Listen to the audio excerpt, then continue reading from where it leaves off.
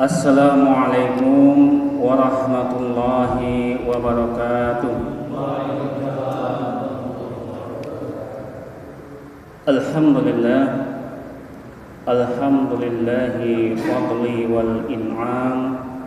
Fadala syahru ramadana ala ghairihi min syuhuril 'am. Wassalatu wassalamu ala rasulillah wa ala alihi wa sahbihi wa man wala amma ba'd. Allah ta'ala subhanaka la ilma lana illa ma 'allamtana innaka antal alimul hakim. Rabbi shrah li sadri wa yassir li amri wahlul 'uqdatam min lisani yafqahu qawli, amin ya rabbal alamin. Kultum nggih Bapak Ibu nggih. Kuliah 7 menit, pembukaan 2 menit, tinggal 5 menit. Niki 7 menit napa 17 menit? 17 menit. Nggih, alhamdulillah tanpa terasa 1 minggu lagi kita sudah merayakan kemenangan insyaallah. Kira-kira kalau mau meninggalkan Ramadan sedih atau bahagia Bapak? Ada yang sedih, ada yang bahagia. Ibu bahagia, tapi saya paham ibu bahagianya kalau dapat THR gitu nggih. Sampun dapat THR dereng Bu? Ada yang sampun, ada yang belum. Kalau yang belum nggih minta sama Bapak gitu nggih. Bapak Ibu jamaah rahimakumullah. Saya kemarin nonton acara Cak Non dapat cerita bagus. Ternyata di Indonesia juga punya Abu Nawas, Pak. Abu Nawas dari Madura. Namanya Mataki. Abu Nawas dari Madura, namanya Mataki. Saya nggak tahu ini ceritanya Cak Nun saja apa beneran kejadian. Mataki itu singkatan dari Muhammad Al-Taki, ya. Singkat jadi Cak Mataki. Jadi suatu ketika Mataki ini kedatangan tamu. Assalamualaikum Cak Mat. Nggih, monggo silahkan masuk. Sampian iku sinten? Anu Cak, perkenalkan. Datang tamu bawa beberapa proposal nggih, proposal tumpuk. Panjenengan sinten? Anu Cak, kula niki malaikat Israil Cak. Masya Allah. Batinnya Cak Mat lagi, kok aku kedatangan tamu malaikat Israil? Mate. Akhirnya dipersilakan masuk. Monggo Cak Israil, duduk dulu. Niki sampean enggak salah alamat ta? Mboten Cak. Berdasarkan proposal yang saya bawa, di paling atas itu nama jenengan. Berarti tugas saya memang tidak salah alamat, sudah pas ke tempat jenengan, ke tempat sampean, bahasa Jawa Timur gitu. Malah jenengan halus banget gitu Pak. Ke tempat sampean. Mataki bingung, kok ajalku wis ame cerai. Akhirnya dia kali, anu Cak Israil, sampean kan tamu di tempat saya, duduk dulu lah, santai ngobrol-ngobrol dulu. Nggak bisa Cak, saya harus segera menjalankan tugas.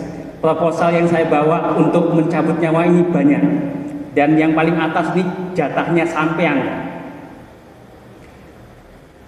Cak Mataki nggak bisa nakal. Duduk dulu lah Cak Israil, minum dulu, jenengan kan tamu. Masa kalau tidak menghargai tamu? Oke lah, tugas jenengan mau mencabut nyawa kula, tapi paling tidak sebagai tamu duduk dulu. Kula gawekan minum, panjenengan ngersake napa? Susu, teh, kopi, napa? Kopi susu. Ya, malaikat Israil enggak tahu minum, ya wis teh wae. Akhirnya sama Cak Mataki dibuat kelas teh. Cak Mataki saat waktu buat teh mikir, mosok aku harap mati saiki.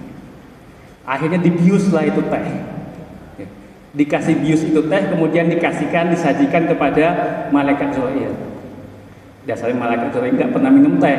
Habis minum ternyata nggih teler Pak. Oke, malaikat Israil kok iso teler gitu. Teler, kemudian Cak Mataki kesempatan. Iki proposal aku paling dhuwur dhewe, tak ubah paling isor dhewe. Biar dicabut nyawanya paling terakhir. Ditunggu-tunggu 1 jam, 2 jam, kok malaikat Israil enggak bangun-bangun. kacau ini orang arek Indonesia kok iso mateni malaikat Israel ini. Enggak bangun-bangun. Akhirnya sama Cak Mataki digugah lah. Israel, Cak Israel, bangun Cak, sampean kudu menjalankan tugas. Setelah bangun, kaget malaikat Israel. Iya Cak, saya tadi ketiduran, jadi lupa mencabut nyawa. Sampean yang bangunkan saya Cak. Iya. Sampean berarti baik hati Cak, kata malaikat Israel. Karena sampean baik hati, okelah proposal ini saya ubah. Yang mau saya tarik duluan nyawanya, yang paling bawah dulu saya pindahkan ke atas. Tak mataki mati modar begini. Artinya apa Bapak Ibu? Bagaimanapun kita mau mengakal-akali yang namanya ajal, bagaimanapun kita mau menghindari yang namanya kematian, tidak akan bisa, karena pada akhirnya ketika itu sudah terjadi pasti akan terjadi. Itu hikmahnya. Makanya ada kisah hampir mirip, ini sepertinya sama dengan kisahnya Cak Mataki di eranya Nabi Sulaiman. Seperti ini, ada orang mau mengakali, menghindari ajal, tapi pada akhirnya ajal itu tiba juga. Yang ingin saya sampaikan adalah tidak ada suatu makhluk pun ketika ajal itu sudah tiba mampu untuk menghindarinya. Sepintar apapun, walaupun secerdas Abu Nawas ataupun Cak Mataki ini tadi, ketika ajal sudah tiba, ya sudah. Yang perlu kita persiapkan adalah mempersiapkan diri sebaik-baiknya. Makanya kalau di dalam surat Al-Fajr ayat-ayat terakhir itu, ya ayyatuhan nafsul mutmainnah irji'i ila rabbiki radiyatan mardiyah. Makanya Allah sudah menegaskan di ayat ini bahwa sesungguhnya kalau ingin kembali kepada Allah dalam keadaan husnul khatimah itu, maka kembali dalam keadaan tenang. Wahai jiwa yang tenang, kembalilah kepada Rabbmu dengan ridho dan diridhoi, dengan tenang. Bagaimana kemudian kita bisa meraih kembali kepada Allah dengan ketenangan itu? Di Al-Quran banyak Bapak. Salah satu yang menyebabkan ketenangan itu adalah zikir. Ala bizikrillah tatma'innul qulub.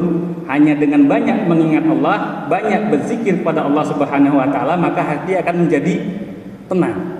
Ketika hati akan menjadi tenang sampai akhir hayat kita, insya Allah kembali kepada Allah pun dalam keadaan tenang, mutmainnah tadi. Makanya puncak dari mutmainnah itu adalah di surat Al-Jum'ah ayat 10 itu, wa zakarullaha katsira la'allakum tuflihun. Banyak-banyaklah mengingat Allah, banyak-banyaklah berzikir, karena dengan berzikir itu la'allakum tuflihun, maka kamu akan menjadi orang yang beruntung, orang yang paling bahagia. Oleh sebab itu, yang namanya zikir paling utama adalah Rasulullah mewasiatkan kepada kita, menghadiahkan kepada kita, zikir yang paling utama adalah pertama sholat. Puncak-puncaknya zikir itu adalah sholat. Semua kalimat zikir mengingat Allah Subhanahu wa taala adalah salat. Bahkan dikatakan salat itu adalah mi'rajnya mukmin. Mi'rajnya kita berhadapan langsung dengan Allah Subhanahu wa taala, bercakap-cakap langsung dengan Allah Subhanahu wa taala. Bahkan kalau kita bisa menjaga salat kita, memperhatikan salat kita, itulah yang kemudian dikatakan oleh Allah Subhanahu wa taala di dalam surat Al-Ankabut ayat 45 itu, inna salata tanha 'anil fahsya'i wal munkar. Kalau sudah benar sholat kita, zikir kita, menghadap Allah, doa-doa kita di dalam sholat itu, maka sholat itu mampu menghindari kita dari perbuatan keji dan mungkar. Lantas kalau dipertanyakan, kok masih banyak sekali maksiat? Berarti sholatnya perlu diperbaiki, sholatnya perlu dikoreksi. Satu-satunya ibadah di dalam Islam yang itu tidak pandang bulu, bahasanya itu tidak memikirkan ras dan sebagainya, adalah sholat. Jenengan yang namanya sholat jamaah, mau ada orang yang tidak disenangi ataupun musuh panjenengan di kiri kanan, tidak peduli, waktunya sholat ya sholat. Enggak kemudian, wah itu si fulan musuh bebuyutan saya, nek sholat ogah di sampingnya. Enggak ada. Ketika waktunya maju jamaah, ya adanya di belakang samping kiri kanan, ya tidak peduli, yang penting sholat. Bahkan kalau ketika imam mengatakan untuk sawusufakum, untuk merapatkan barisan, ini sebelahku kok nilala yo tukang kaki utang, enggak harus rapat-rapat, enggak ada seperti itu. Yang adanya rapat barisan ketika dalam sholat, apapun masalah, bahkan siapapun yang ada di kiri kanan kita, mau presiden sekalipun, yang namanya sholat tetap sholat. Yang namanya sholat, semua atribut keduniawian lepas dari situ. Bahkan ketika salam, panjenengan mungkin khusuk sholat, ketika salam kaget, wala dilalah si fulan, musuh bebuyutan. Enggak ada langsung kemudian mendoakan yang jelek. Yang ketika selesai salam mesti mendoakan yang baik. Assalamualaikum warahmatullah. Yang namanya salam itu kan mendoakan kebaikan, memberikan kesejahteraan dan sebagainya. Artinya sholat itu adalah benar-benar kalau dipahami itu tadi, menghindari kita dari perbuatan keji dan mungkar. Kemudian puncak zikir yang kedua adalah Al-Quran. Ramadan adalah bulan turunnya Al-Quran. Al-Quran inilah tidak hanya, jangan sampai kemudian hanya kita fokus di bulan suci Ramadan saja, tetapi bagaimana kemudian kita bisa mengimplementasikan, membaca Al-Quran, mengkaji Al-Quran dan mengajarkannya di luar juga bulan suci Ramadan. Karena setiap orang yang membaca Al-Quran mesti menjadi orang yang paling mulia. Di awal saya pernah menyampaikan, manusia yang menerima wahyu Al-Quran menjadi manusia paling mulia, yaitu baginda Rasulullah Muhammad Sallallahu Alaihi Wasallam.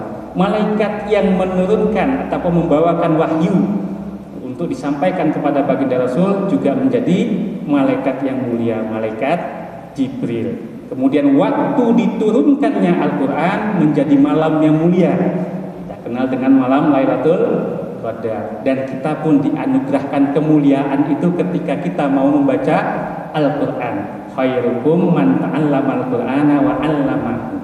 Sebaik-baik di antara kalian adalah yang mempelajari Al-Quran dan mengajarkannya. Al-Quran itu bukan sekedar kalamullah, itu benar-benar keajaiban. Kalau saya kasih contoh salah satu keajaiban Al-Quran yang kalau kita nalar kok bisa. Kalau Bapak Ibu buka di surat 75. Surat 75 itu surat Al-Qiyamah. Kemudian buka ayat ke-17. Ada kalimat inna alaina jam'ahu wa qur'ana. Inna alaina jam'ahu wa qur'ana. Sungguh kami, tugas kami yang mengumpulkan Al-Quran, maksudnya mengumpulkan Al-Quran itu di dalam dadamu. Dadamu di sini adalah Rasulullah dan membacakannya. Allah katakan di situ Allah yang mengumpulkan Al-Quran kepada Rasulullah dan membacakannya pelan-pelan. Kalau kita teliti secara matematika, surat nomor 75 ayatnya ke-17 mengatakan Allah mengumpulkan Al-Quran di situ. Surat ke-75 ayat ke-17. Ayat itu kalau dihitung hurufnya dari inna alaina jam'ahu wa qur'ana itu ada 17 huruf. Coba dijumlahkan. 75 ditambah nomor suratnya 17 ditambahkan jumlah hurufnya 17. Ada 109 ayat. 109 ayat. Kalau kemudian ditambahkan lagi kalimat inna jam'ahu inna alaina jam'ahu wa qur'ana itu kan ada 5 kata. Inna alaina jam'ahu wa qur'ana ada 5 kata. 109 ditambahkan 5 jadi berapa, Pak? 114 surat. Sama seperti yang dikatakan kami mengumpulkan Al-Quran. Kalau dijumlahkan secara matematika kok bisa ketemu? Kok bisa ketemu seperti itu? Itu salah satu contoh. 114 surat disarikan di ayat itu kami mengumpulkan Al-Quran. Kemudian kalau kita ambil contoh lagi, kata-kata rijal ataupun laki-laki di dalam Al-Quran itu dijelaskan sebanyak 23 kali. Begitupun kata wanita, nisa, itu dijelaskan di Al-Quran sebanyak 23 kali, Pak. Kalau kita mengkaji manusia itu terdiri dari kromosomnya berapa, Pak? 46 kromosom. 46 kromosom terdiri dari 23 kromosom ibu, 23 kromosom bapak. Sama persis dengan jumlah bapak dan jumlah ibu di dalam Al-Quran. Apakah kemudian ini sebuah kebetulan? Kalau dikaji banyak sekali keajaiban-keajaiban yang ada di Al-Quran. Masya Allah. Ramadan sebagai salah satu yang disebutkan juga bulan turunnya Al-Quran, maka di penghujung Ramadan ini manfaatkan waktu untuk sebanyak-banyaknya kita bisa berinteraksi dengan Al-Quran.